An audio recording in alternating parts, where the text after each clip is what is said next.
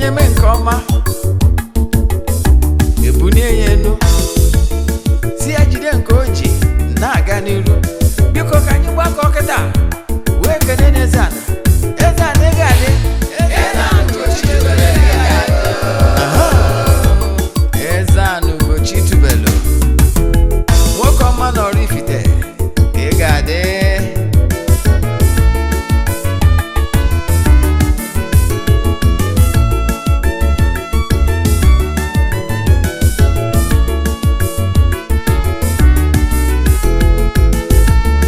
Ọdịnala bụ eziokwu, ọdịnala bụ ụzọ ndụ. Ị ma na o nwere olu na-eti mkpu na-asị ụmụ Igbo chigharịa, ụmụ Igbo chigharịa. Kwa mbọsị ọ na-eti, n'ụtụtụ n'abalị ọ nọ na nkuzi. Eze-Ana, Eze-Ana ugochitubelu onye ọma na oraifite, onye mgbasa ozi ọma ọdịnala gaba n'iru. Eze-Ana ugochitubelu onye mmanya ji eme ọnụ. Ọdịnala bụ ụzọ ndụ gaba n'iru.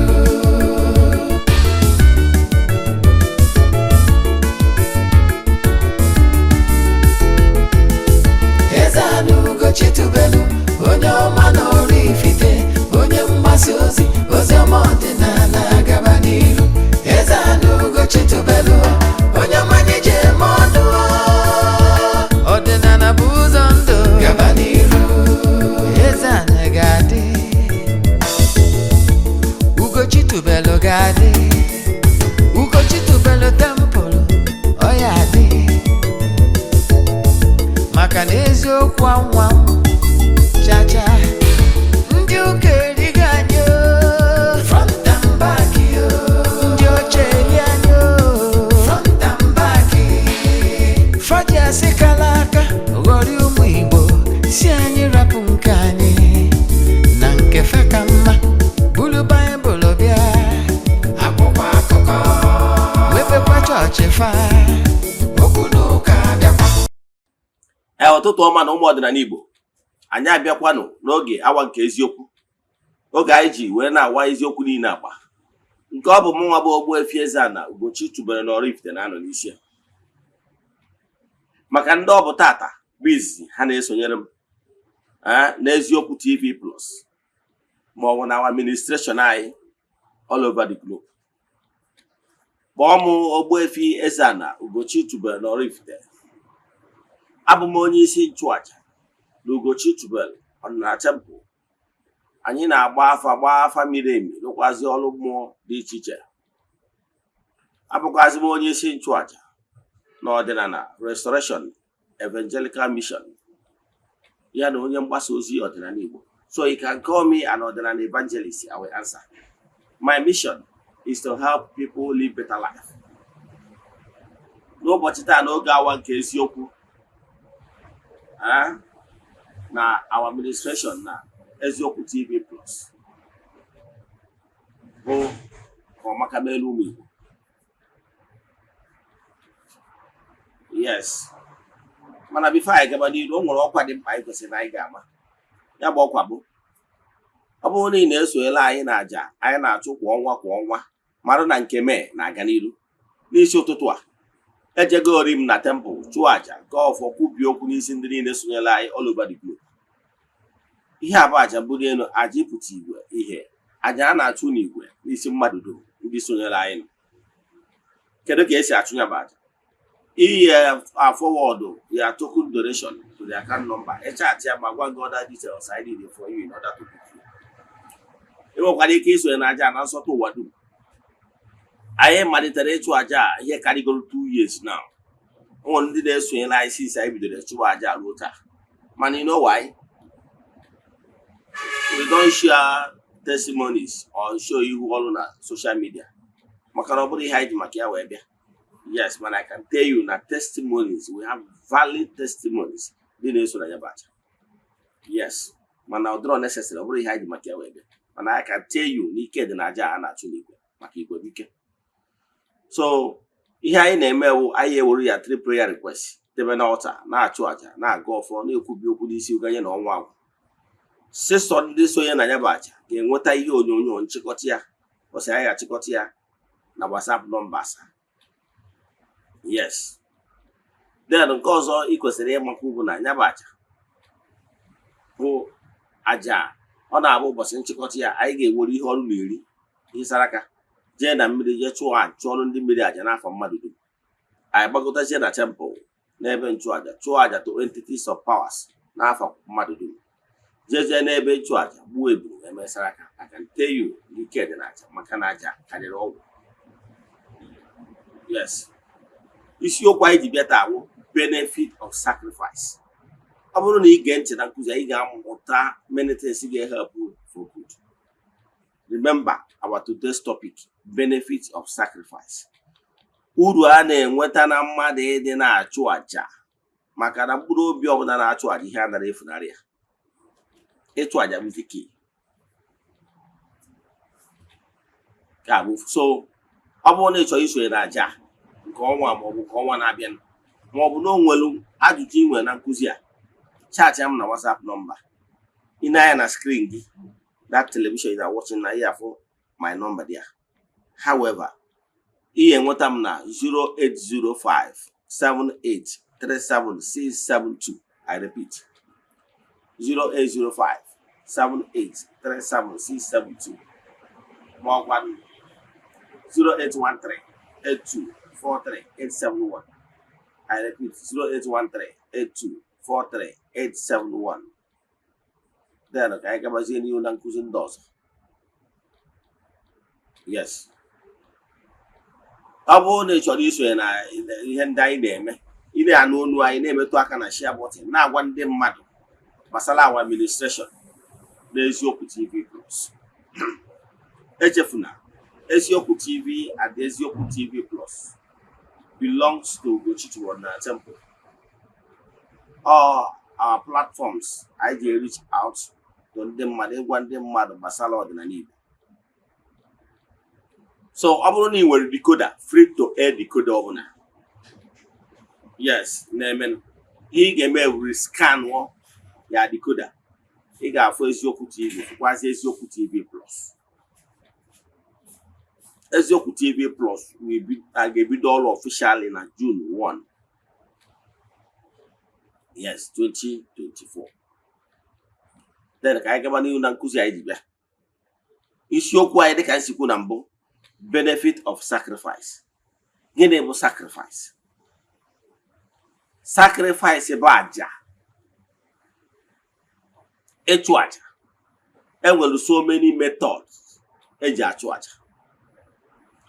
One thing na-achọ ka nkọwala gị bụ na aja bụ so ihe mmụọ na-eri. Aja bụ ihe eji eplease mmụọ. Aja bụ ihe eji eplease mmụọ. And ana m achịkọwara ụdị nwere ụdị dị iche iche mmadụ ga-esi wee chụọ aja. Maka na aja bụ part of showing gratitude to ụmụ mmụọ. Yes, onye nwa bụ aja. I can tell you in creation, nothing is totally free. In creation, onye ọbụla dị ndụ n'ụwa, in this world of God's material, you must always give. Giving selflessly is an act of sacrifice. And the nwere okpukpe obi ọbụla na-achụ aja ihe na-efunarị. Nwanne chụba aja. Ọtụtụ ndị mmadụ esigo na-ịchụ aja nweta huge favor that is beyond their imaginations. Nwanne chụba aja. Aja is the key. Aja eji emedo obi ụmụ mmụọ. Aja eji enweta favor. Aja eji enweta upliftment. Aṅụ na ngwụ na nkwụ na-abịa maka na msi oru. Ọnya akpatara na onwero world religion ji ịchụ aja egwu. because they understand how things work. Naja remains the key. Like I said, nothing is totally free in creation. For you to live in this gross material, you will learn how to give, because givers never lack. Once you give, you receive. So giving is an act of sacrifice. However, there were so many types of sacrifice. I got kowa to the man. Can we go Catholic Church math? Take it or leave it. After analyzing the Christendom, I can tell you that Catholic Church remains the most formidable, solid religion. Yes, in terms of the way they structure the system with dogma and tradition. Because Catholic Church remains the only church in history with solid foundation and tradition. Yes. And the Catholic Church remains the most solid among the Christendom. Take it or leave it. But let me tell you the secret of Catholic Church. The secret of Catholic Church is the key. And if you are a Catholic, I remember those days. I was born a Catholic. So I understand Catholic beliefs and philosophy too well, and system. Catholic is a religion built on tradition. They don't joke with it. And I can tell you, if Catholic for any reason crumbles today, then I can tell you for sure that Christianity will crumble. Yes. So I want to use the heartbeat of Christianity, that is Catholic, as a yardstick. Because I will not be using those mushrooms. I understand some of them are not, the foundation is not properly laid. So I will not use them. So I may use the breast. And where Catholic Church remains the key factor in Christianity. And the Catholic Church believes and they understand, and they will tell you that the center of all their beliefs and attraction is the Eucharist. And what is the Eucharist? Is the act of a church. The center of Catholic faith is built around Eucharist. Meaning, and they will tell you that the Eucharist is all about a church.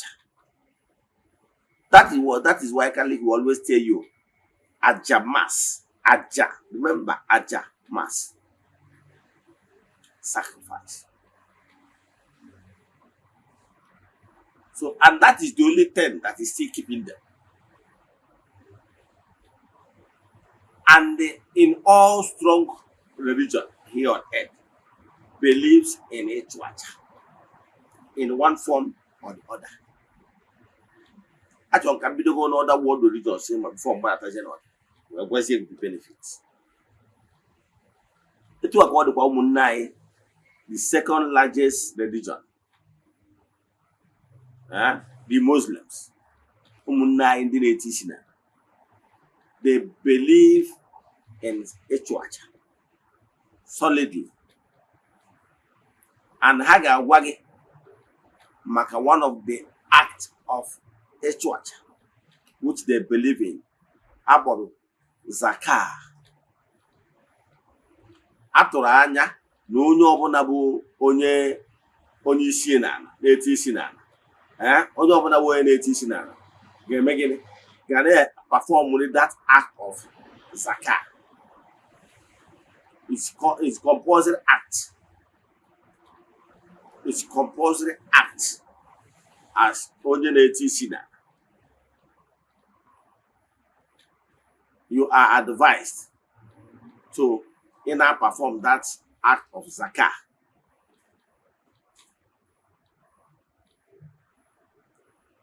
You can perform that act of zakah.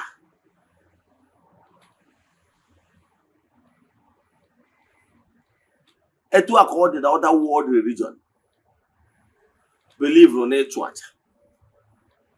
Makane church remains the key.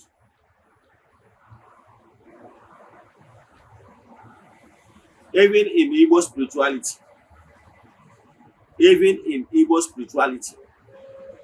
a church was the center of Igbo spirituality. A church was the center of everything. Igbo spirituality is all about a church. Without a church, nothing like Igbo spirituality. Because everything we do is centered around the church.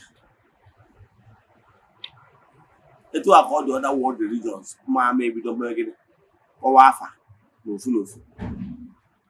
Otutu religion or sect where they can say it will a joyful activity when you do some certain things selflessly to better other creatures. Is sacrifice. Whether about your alms giving, about your whatever name you give it. But the most important thing is that you denied yourself some certain things in order to make other creatures happy. Therefore, you have sacrificed something because you denied something from yourself and offer it to other people you believe that you are better off. That is sacrifice. I would like to cite another example in the Bible. Some people always say, you are a Igbo, why citing the Bible? Yes. It will interest you to know that I was once a Bible scholar. Why I cite Bible is not as if Bible is the holiest book, or I can cite so many other spiritual books. But the reason is that in this part of the world, and I understand that greater percentage of my followers are once maybe Christians or come across Bible in one way or the other. Does it make sense if I start quoting other spiritual books? Maybe you have not read them. Does it make any sense? It doesn't make any sense. So I can't start quoting some books like Zoroaster, Lion of Africa, Buddha. I can't start quoting those books. Can I start quoting Nkomi, the Holy Nkomi? Can I? You have not read it, so it doesn't make any point. So neman kuzi manana like iji madama where malugat. All nyabata they use Bible. It doesn't mean not the superior than others. Because now we have lots of messengers with good heart. Dorcas has helped lots of people by sacrificing lots of things just to make them happy.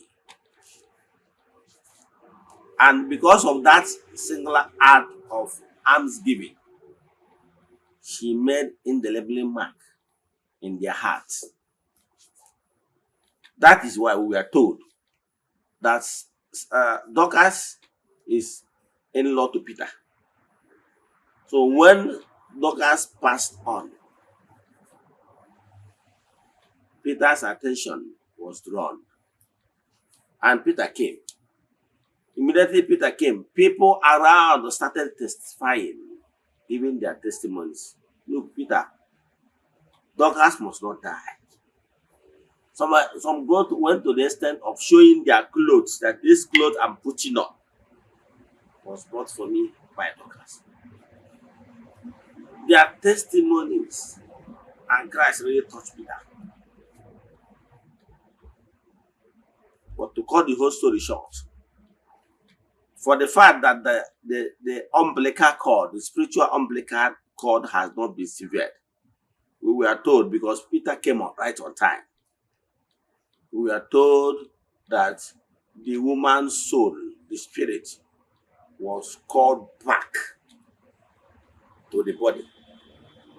Like I told you before in my previous teachings, that it's very possible to reawaken someone that fell asleep.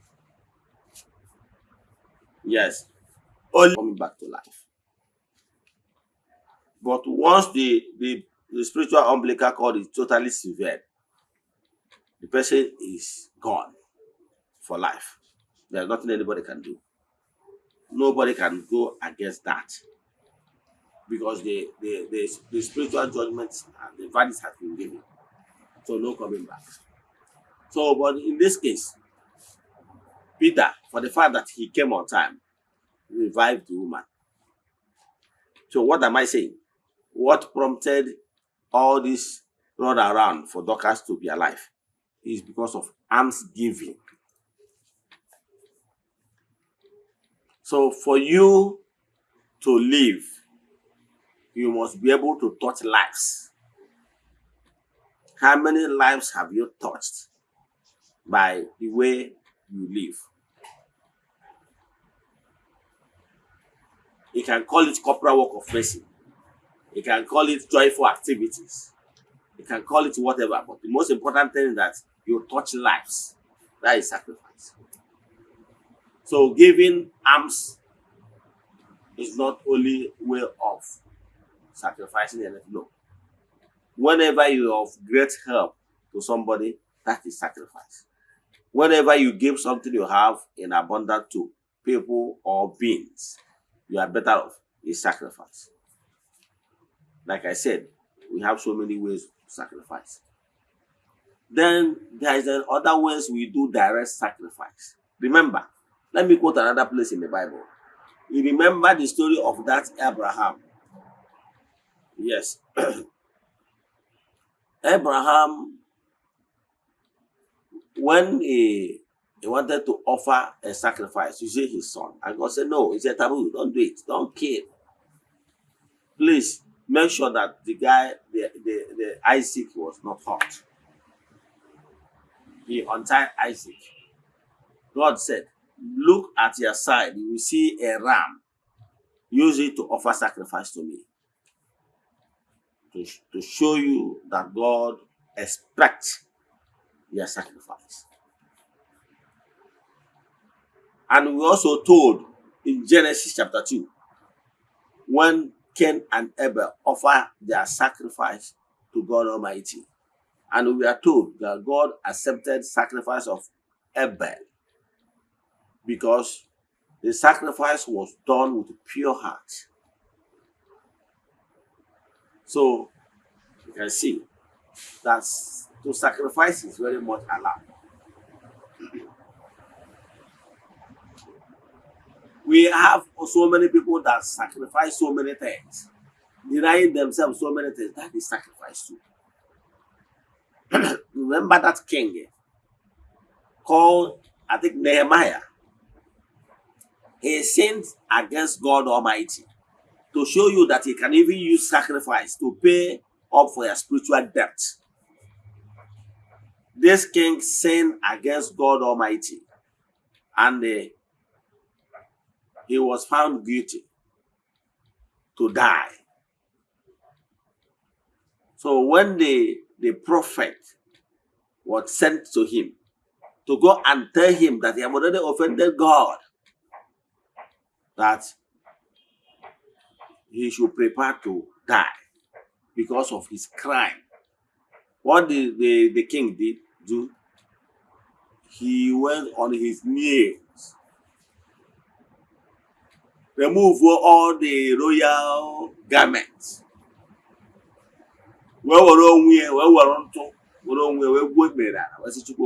Sorry, make up. We go see near no uteria. Ni ndị a ya mere na ya mere inero. among whatever that is your problem,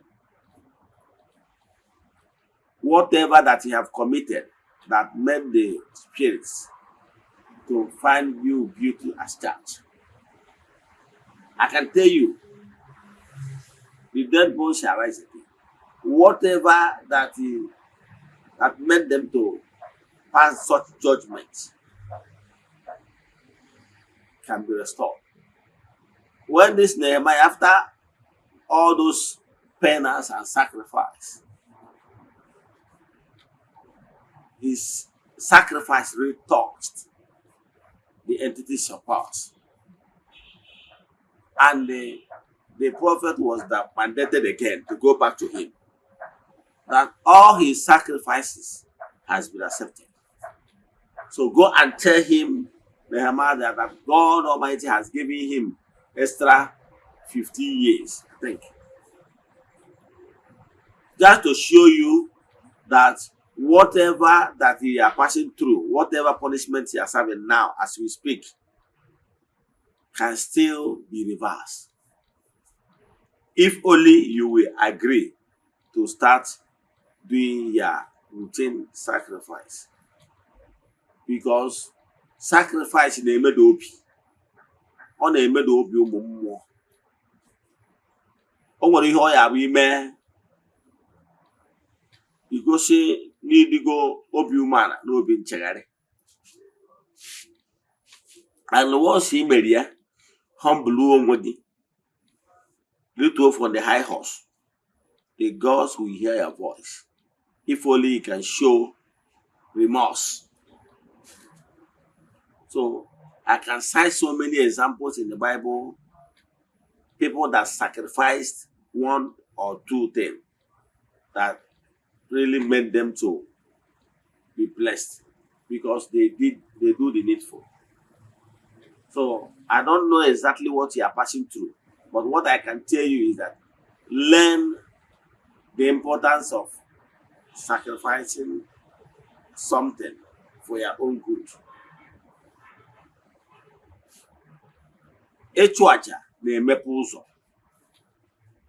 Ịchụ aja na-emepe ụzọ. I remember mgbe a na-akọ akụkọ gbasara ofu onye mmasị atụ a wee kọwara ihe ịchụ aja bụ n'ọdịnala Igbo. This man a na-ekwu okwu ya bụ onye mma 247. I'm this man over 20 years. He's a wealthy man, he's a billionaire. So, man, ọ somebody nwelu aka mwepụta. Or somebody nwere aka mwepụta. In fact, ọ bụrụ na agụba ndị wealthy men mfugolo nwere aka inyere ndị mmadụ aka, I will count him as number one. I will count him as number one. Makpa aha obodo maka mkpa n'afọ obodo nwere onye obodo a Amaria mana onye Anambra steeti ya from Idemmiri local government ka nkwudobe ya etu mana ọsọ body onye ọbụla maka mfa delta mo the one first time m gara na bi jelu ọrụ ndị be ha bịara onye bịara iri nri na nke den ihe na go tege ezigbo aka wee sị m ga ebe anyị bịara ọrụ wee sị kpọrọ ya aha dị man o si no that man is a saint. Ọ sị m na ọ bụrụ na enwere ndị big man ịtọ dịka ya n'obodo a ka ihe a na-ekwuzi ndị o nyere aka bara ụba. O were one day anyị pụtara enwere akụkọ anyị na-akọ anyị nara public vehicle. The driver wee na-asị nwere ebe anyị jere ọrụ anyị na public vehicle that time wee na-ekwu okwu gbasara ihe na-eme n'obodo. Somebody wee kwute mgbe emegidoro ndị na-adị eburu mmadụ ndị ntọ mmadụ wee jebe ka ofu onye wee jebe atọfụ anya ukwu. Ịma na ntọ mmadụ a na-atọ ụfọdụ ụgbụ ịnọrọ onwe gị mana ekwuru na anya ukwu ndị mmadụ ha ga-eje planụọ ka abịa buru gị because of anya ukwu. Ese na nwoke a na-ewu anya ukwu a wee jee report this man na ụdị ka abịa buru ya. Ebe ọ jesi report the man ahụ ndị a wee megide ozugbo o mention na aha the man agbawa ya aka ntị. Asịghị maka onye ị na-ekwu. na onye anyị na-ekwu na ịma mmadụ n'onyegola aka dị afọ ọwọkụrụ ebi na onye draiva bụ anyị si anyị na ya ama echefu mgbe ya na-eme gịnị mgbe ya na-amụ etu esi edozi moto na this man na-awụ nwefu any reason ọ bụrụ na ọ bịara ebe a na-edoziri ya moto maybe with driver nwe ka ọ bụrụ na ọ wuti another moto na ọ bịa ebe a na ọ ga-ewere ego nye ụmụ ya izike ụmụ bọyị ihe a na ego ole ya mgbe a na-atọ ha bullshit ya amakwu na onye a na-ekwu na otu ihe a n'isi na main market maybe na ọ na-aga na ihe na ya ọ na-aga na shop ya n'ọfịs ya ife ma ndị agbụrụ onye ọ na-eme creatures na-etu ya afa na-eme creatures because by where he live his life he touch lives. Adị m ekwuji okwu ije na bịa na Christmas a na-ekele rice na-eke ihe dị iche iche. Onye a na-agwa gị ọ bụrụ na ọ na-abata na village be nna ya ndị mmadụ na-abịa mmadụ na ọ na-abata weekend ọ na-abata na-abịa echere ya mgbe esi echere fada tụ aka ndị mmadụ si akwụ na line ndị mmadụ abịa na-afịa one after the other. Ebe a ka m fụchara ezigbo mmadụ na nke ikpeazụ a wee kwelu ịghọtara ya ihe ji wee kwuwe ego na-echu adị asị m na ife agba emenatị ya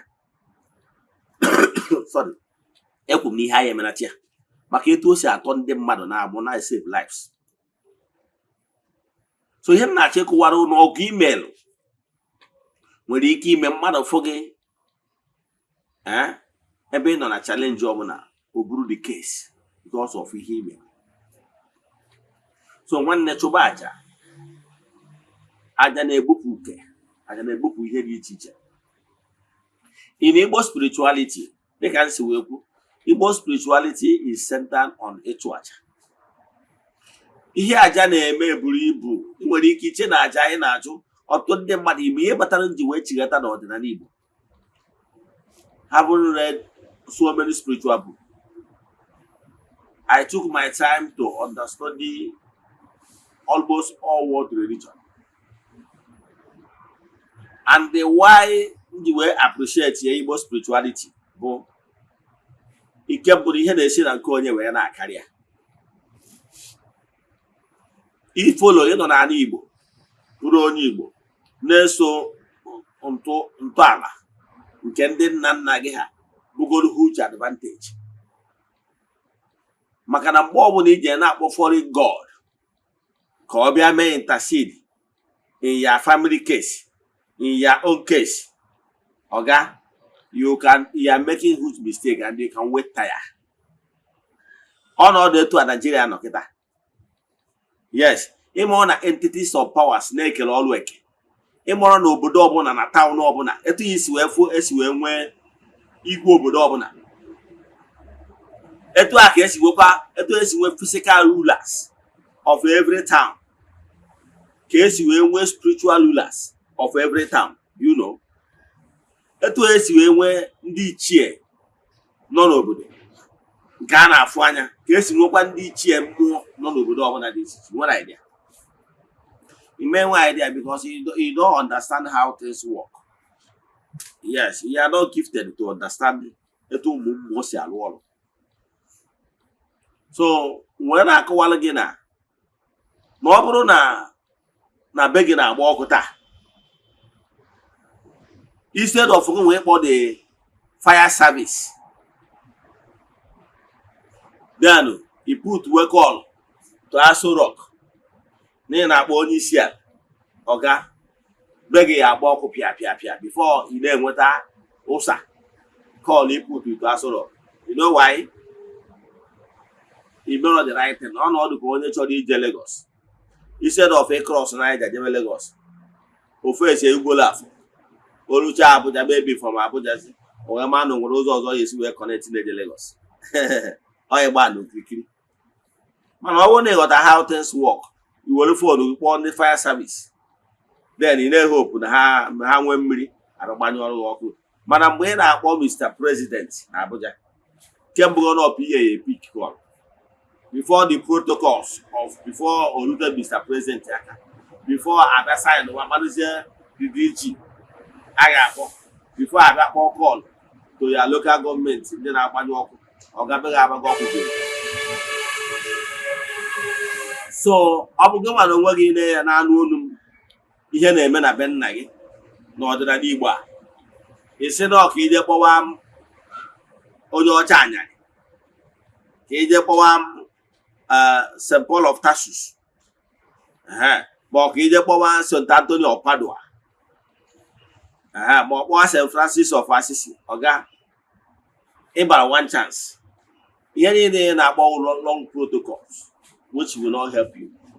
Ka mmakwalụ ga ọ bụrụ na a na-akpagbugodu n'ebe ị nọ, i wee sị na mmadụ akpagbuo ka ịkpọ American gọọmenti, ka ịkpọ American gọọmenti, ọsọkwa ya bụrụ na ibi America, ma ọ na-ewe American citizen, ma na ị nọ na Nigeria, mmadụ na-achọ gị okwu, instead of gị wee kpọọ ndị polisi na baa ya, isi ka ije kpọọ polisi America. Ọga polisi America ahụ ịkpọrụ before o jee lụọ ọrụ, ọ batago Nigeria, oje ripọtụ onwe na the nearest area command, wee gwa ha na ya bịara so mission. Ọ bụrụ na a pamitie ya before onwe ike ịbịa to ya 8, o nwere ihe ịghọta. Etu a ka o si wee dị. Yes. So nke nwee na-akpọ foreign gods ka ọ bịa nyere gị aka n'obodo a, ọ bịagoro apaki ya one side, ọ zagoro ụgba, ịghọtara ya, wee malụzie na ụmụ mmụọ ndị dị charge a ga-enye permit.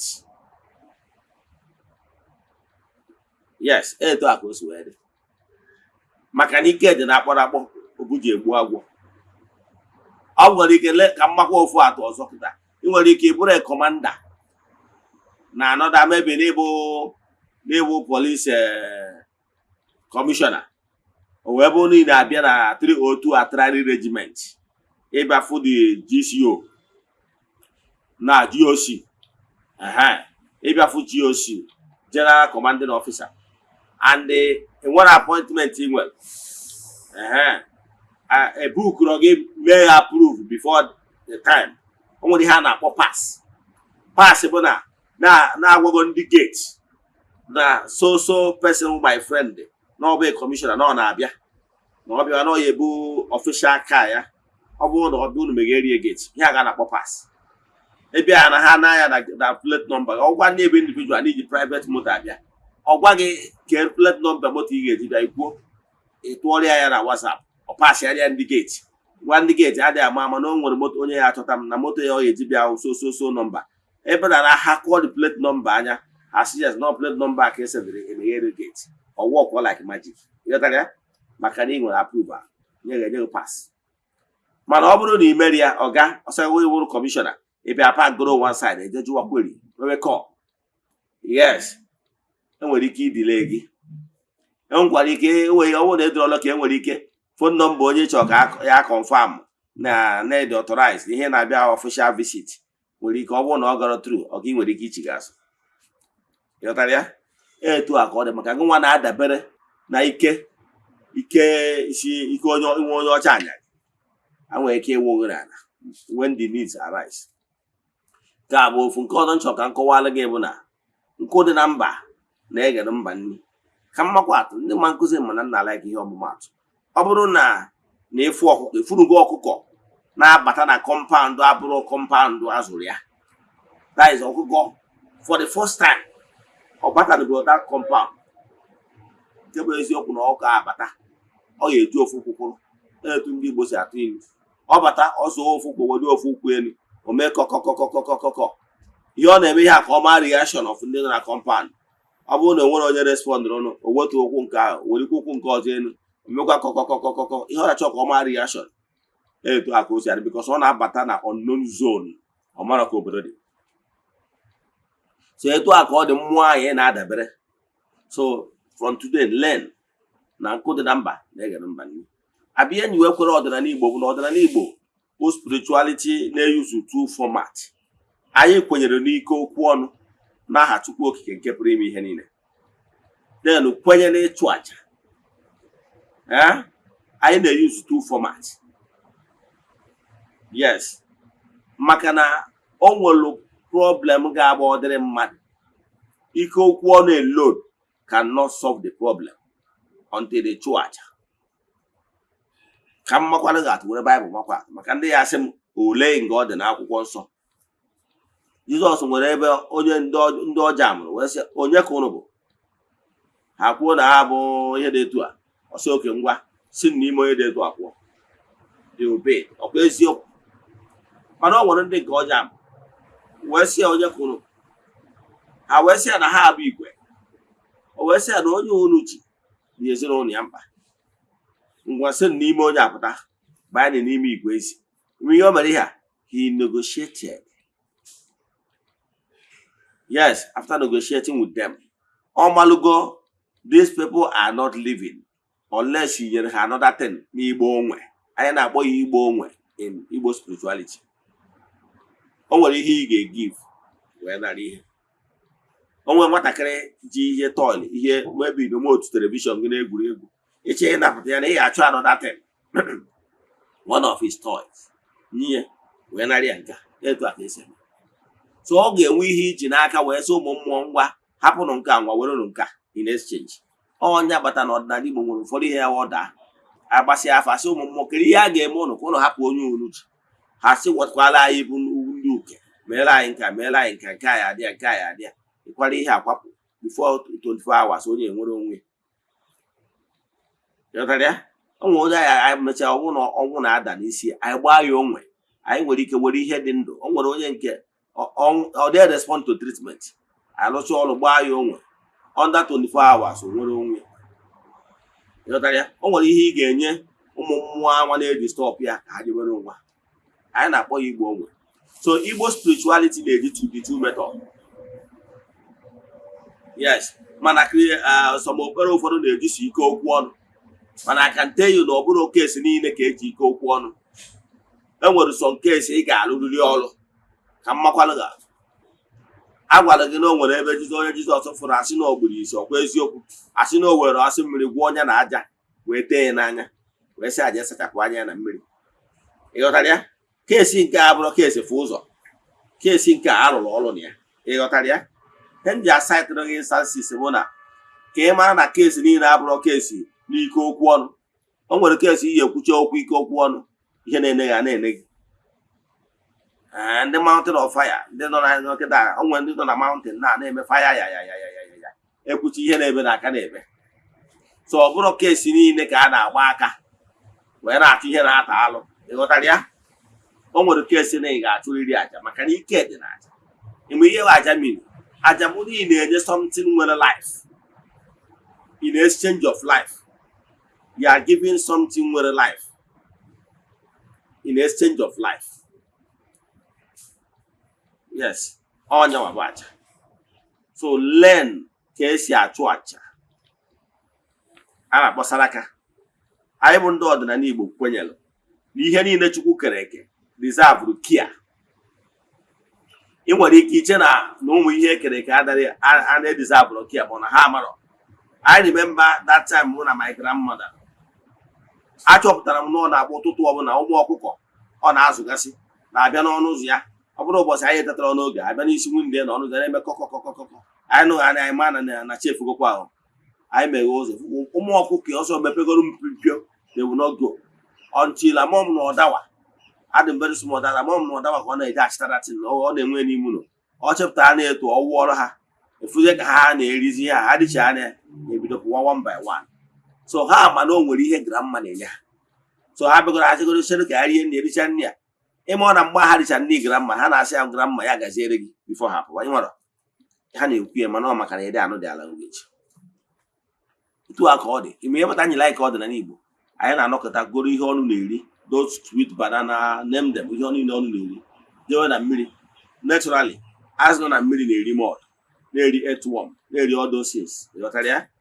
Mana mgbe anyị wetara sweet banana ihe abụ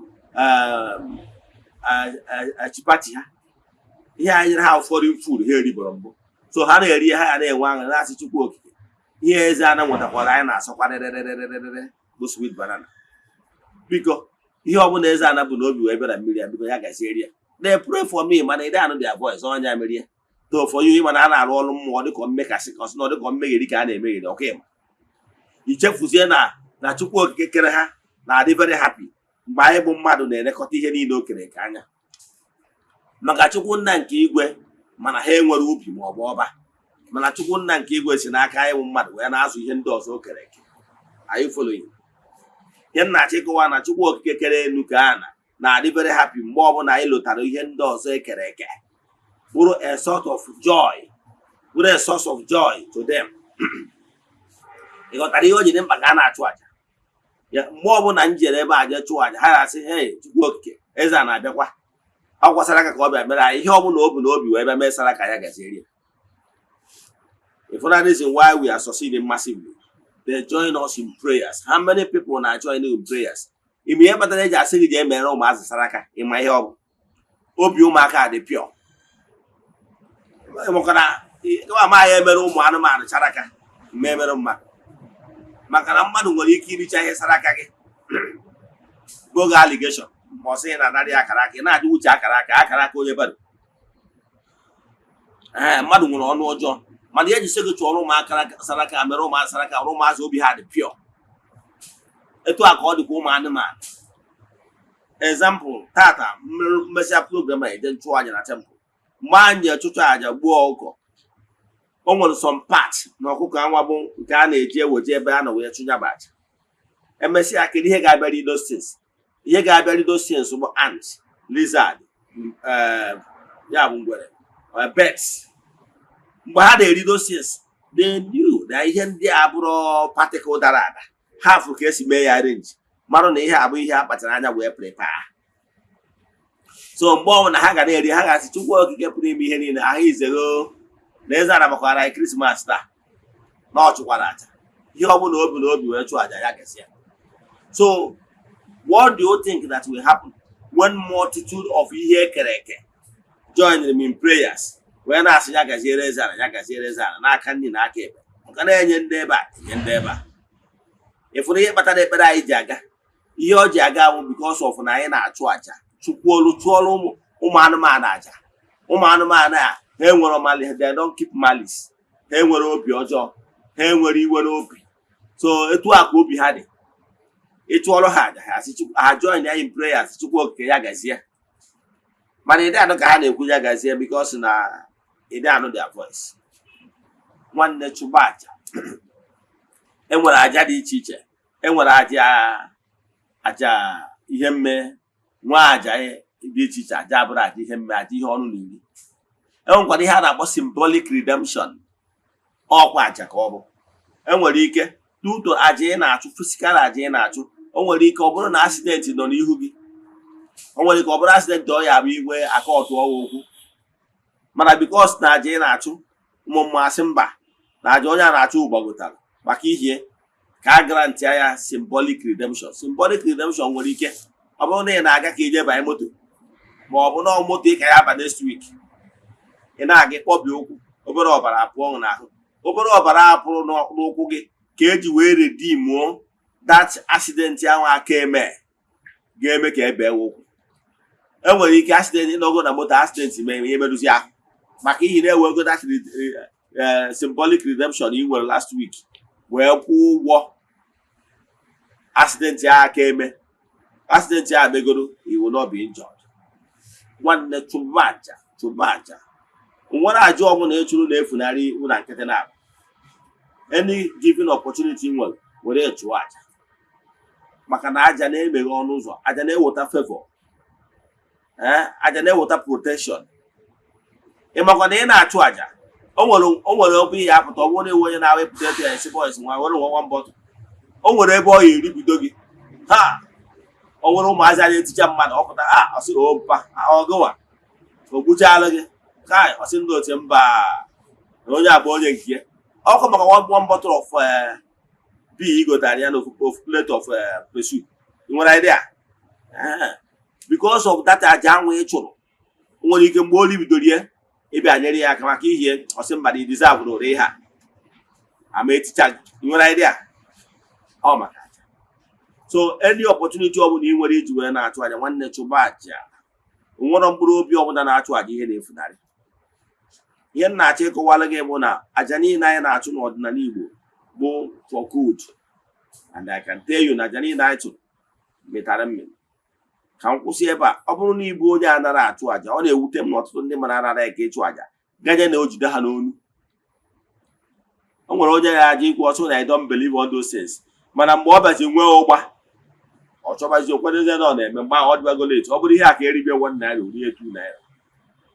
Ka m kwụsị ebe a. Ọ bụrụ na ị nwee ajụjụ na nkụzi anyị kwụsị taata bụ the benefits of ịchụ aja, ma ọ bụ na ị nwere ajụjụ ma ọ bụ na ịchọ ka agbaala gị afa mmiri emi, sendelu m meseji na WhatsApp 7837672. I repeat 08057837672, ma ọ kwanụ 08138243871. I repeat 08138243871. Ka ọ dịkwa echi niile n'oge awa nke eziokwu. A sị m na ọ bụrụ na ọnwụ egburo ji eji wee chụ aja, emechaa na ọ ya epu ome. Udo dịrị ọnụ.